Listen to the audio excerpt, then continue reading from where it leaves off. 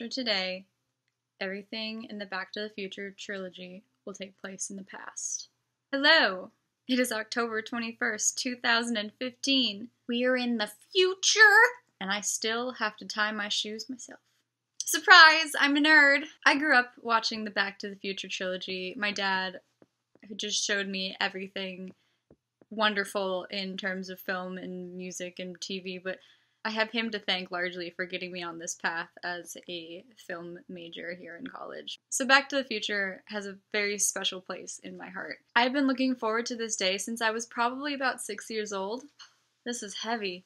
So I'm dressed as Jennifer Parker today. I want to talk about what Back to the Future 2 got right and what it didn't. And this is a huge thing that's been going on right now. There's tons of videos out there about like what it got right and what it didn't.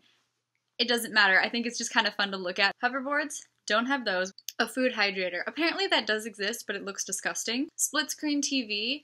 I don't think we're quite to the point where we watch 6 channels at once, either both in the ability and also in like our attention. Although I will be on the internet when I watch a movie, so I mean it's like 2 screens, and some movies have that like dual screen. It's called like second screen. Fingerprint keys. Apparently we're getting there.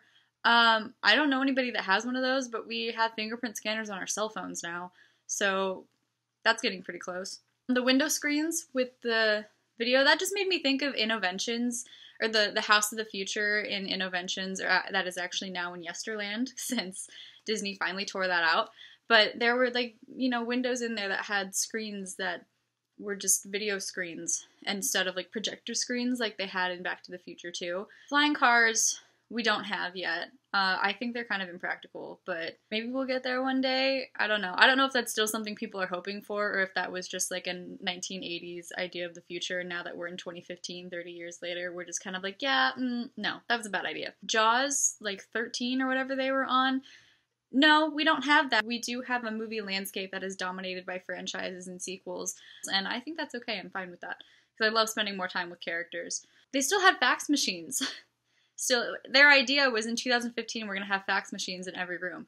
That's not the case. I don't even know how to use a fax machine, because who uses fax machines anymore? I would love a Cafe 80s. I think that would be so cool. I would love it, honestly. I don't know what kind of food you would have in a 19... Maybe it would just be the atmosphere and you would serve whatever the heck you wanted. But that's what I want. I love themed restaurants. Really nice cafe. The 50s Primetime Cafe in Disney World.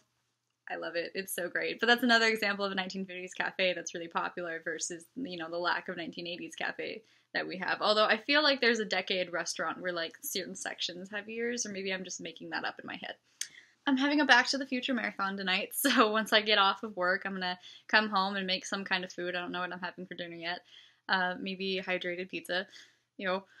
And then I'm going to put in Back to the Future, probably 2, because I would feel weird if I watched just the first one and then decided not to watch the second one for some reason and missed out on watching that one on October 21st, 2015. But, you know, we can all say that, hey, we were here, we saw the future, and now we know what it looks like.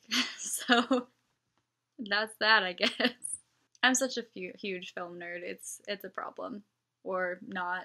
This is actually really comfortable. This is best. I think I'm going to wear it when it's not Back to the Future Day. Okay. Have a fantastic day in the future. Bye. I hope you're not surprised that I'm a giant nerd. That shouldn't be a surprise.